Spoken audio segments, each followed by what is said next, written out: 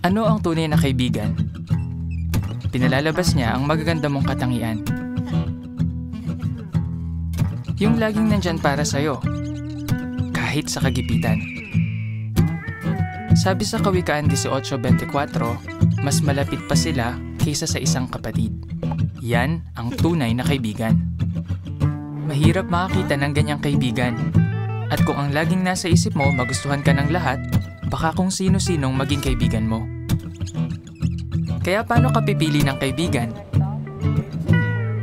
Sabi nga, don't judge a book by its cover. Tumingin ka sa pagkatao niya.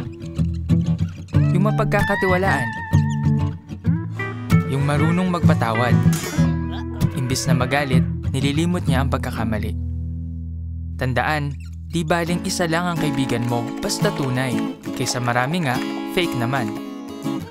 Para makakita ka ng tunay na kaibigan, kailangan mong maghanap.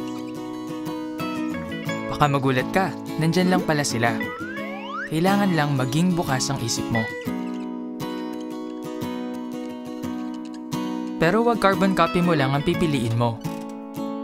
Pwede mong maging kaibigan yung iba ang libangan o talent. Pwedeng mas matanda o mas bata kaysa sayo. Iba ang background o kultura. Ang dami mong pwedeng maging kaibigan. Pero ang tunay na mga kaibigan, may prinsipyo sa buhay. May kaibigan ka ba na niloko ka? Ichinismis ka? O siniraan ka? Hindi niya dapat ginawa yun. Kaya umiwas sa nakakasamang mga kaibigan. Ang habol nila, yung makukuha nila sa'yo. Pinipintasan nila ang pagsasalita mo, ang itsura mo, pati mga paniniwala mo. Hindi ganyan ang tunay na mga kaibigan. Tanggap nila kung sino ka. Kaya pumili ng marurunong na kaibigan. Hindi lang yung maraming alam, kundi yung marunong sa buhay. May paninindigan sila at makikita yon sa kilos nila.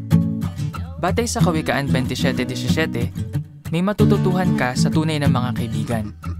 Tinutulungan ka nilang maging mas mabuting tao. Paano ka magkakaroon ng ganong kaibigan? Huwag mong asahan na sila ang unang makikipagkaibigan. Ikaw ang mauna. Gawin ang unang hakbang. Makipag-usap ka. Oops, kailangan mo nga magsalita. Pero hindi puro tungkol sa sarili mo. Tanungin mo sila. At makinig ka. Makinig na mabuti. Pakikinig ang isa sa pinakamagandang regalong maibibigay mo sa iyong kaibigan. Ano pang gagawin mo? Kailangan mong magsikap. Oo, magsikap. Magsikap ka para lumago ang pagkakaibigan nyo. Maging kaibigan na tapat. Hindi nagkikimkim ng galit. Hindi nang iiwan.